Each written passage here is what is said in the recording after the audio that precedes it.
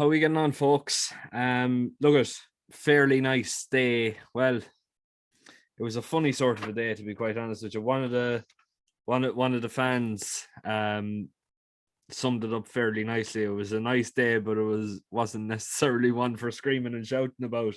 Winning nap, very very nice winning nap as well. Eagle Moon, very very unlucky.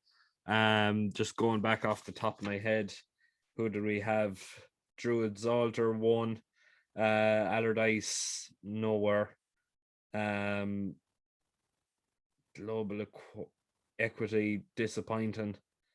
Black Samurai disappointing, and Stormy Master was look at he ran a good race and he did put in a fair shift, but just got caught out in the end. But look at we move on, we keep going, and hopefully we keep things ticking on the road and all that. Downpatrick. Now, Downpatrick is a very, very tricky course. You need to be out in the front. You need to be setting a fairly high tempo in a gallop, and realistically, I think most of the winners that are going to be coming out of here now tomorrow are going to be front runners. Generally, trainers to keep an eye on.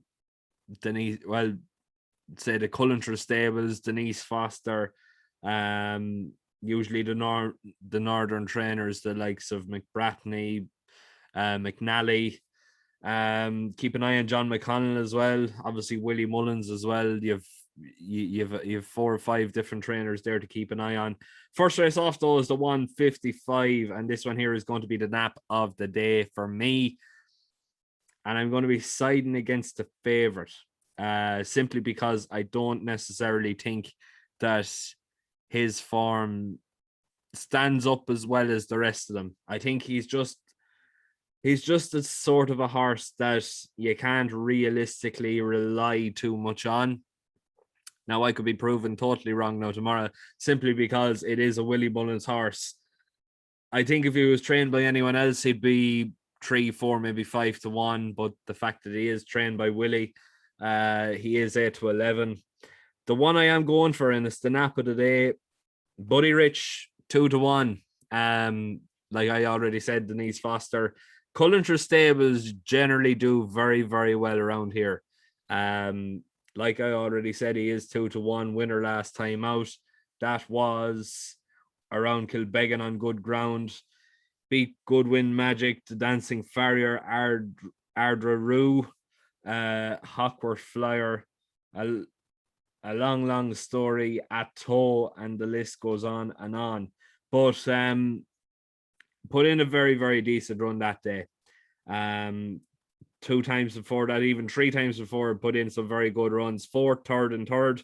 The 4th was behind the likes of Esky Lane, Gabby Naku, and Barbary Master. The one before that, the one after that, should I say, behind Grand Bernard and G Rex. And the last one, then the 3rd, behind El Barra and Surprise Package, ahead of Wild Shot and Young Jack Yates. Now, realistically, it is a little bit of a step up in class. Obviously, look at Marajam is definitely very, very interesting as well. But there's just something tying me to Buddy Rich. Maybe it's the fact that Cullentra stables do so well around Downpatrick. Maybe it's the fact that Jordan Gainford is having a season of his life. Maybe it's the fact that this horse is coming in here on better form than Marajam. But 2-1 for me is definitely nap-worthy contendership. And realistically, 2-1 is going to go very, very quickly tomorrow. I can almost smell it. 225, the next race off, the second race of the day, and we've an even money favorite here with Robin the Glory. And now, for those who have been following the page, I have been following Robin the Glory, and generally she's been consistent, but she's consistently disappointed as well. Like, realistically, she tends to, what's the word you could say? She tends to throw the ties out of the pram. She just doesn't necessarily find enough for me in a finish to, I suppose, be worthy of even money favorite. Now, is she the best mare in the race? She probably is. and she definitely does to be deserving favorite here. But I think there's one in here that's going to trouble her, and it's a horse that looks to have plenty to like about it. Hanoi Jane, for Ted Walsh and Shane O'Callaghan, claiming £7. Third on his last two occasions. Those two thirds were behind Sean O'Shit and Ali Rose. I'm trying not to laugh with that name because it's on very dangerous territory.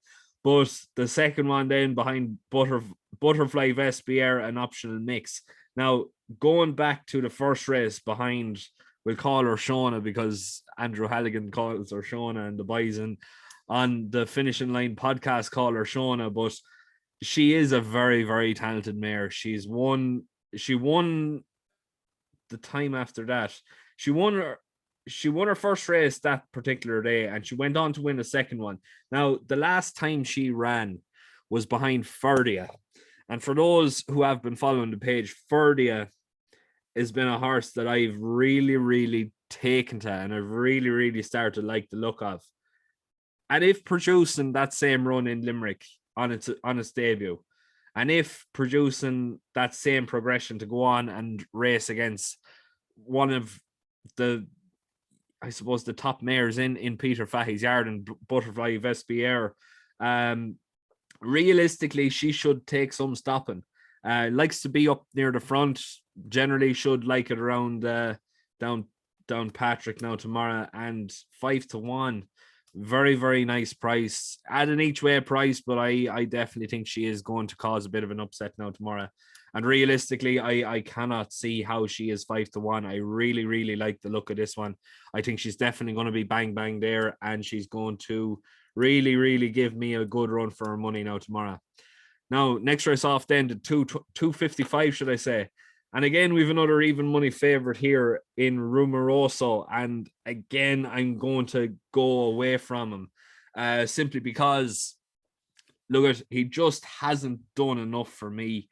Look at third behind Coastal World and Simply Shabra. Doesn't necessarily scream why this horse is even money favorite.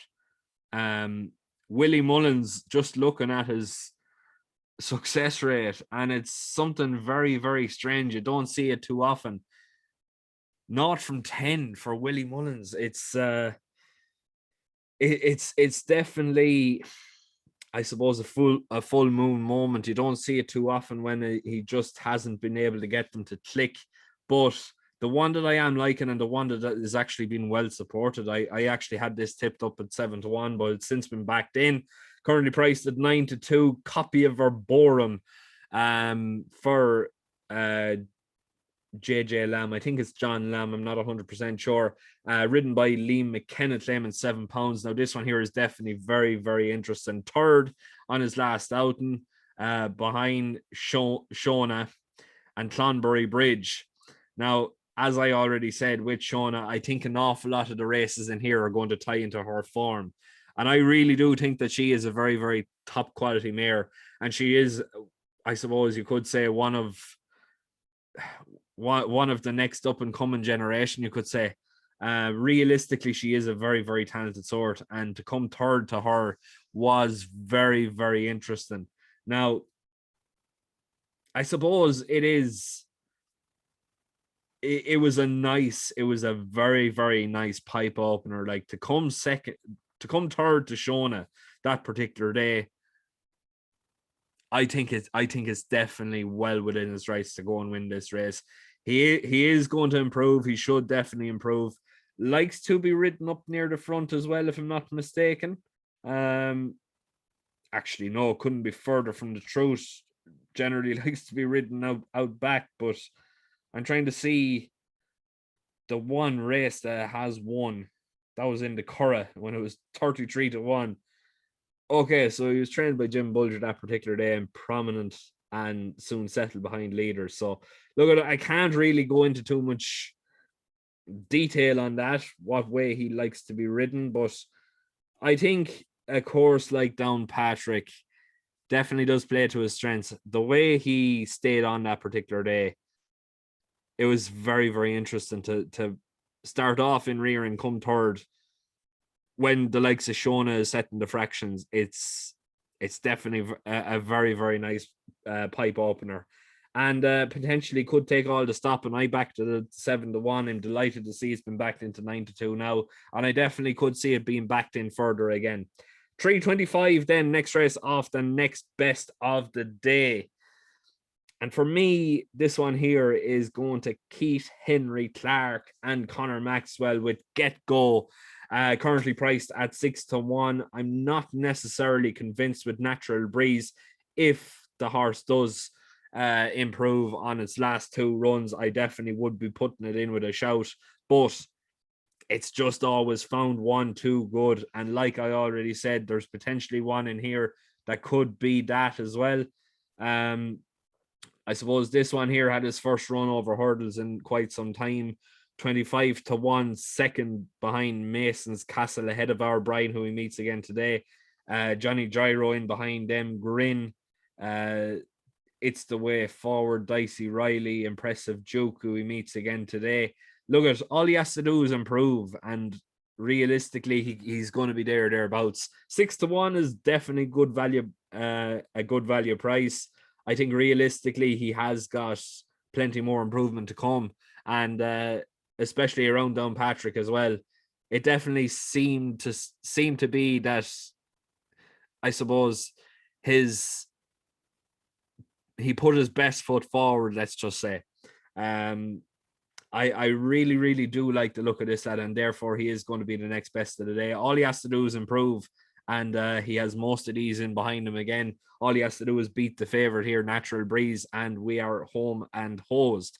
Next race off then, the 355.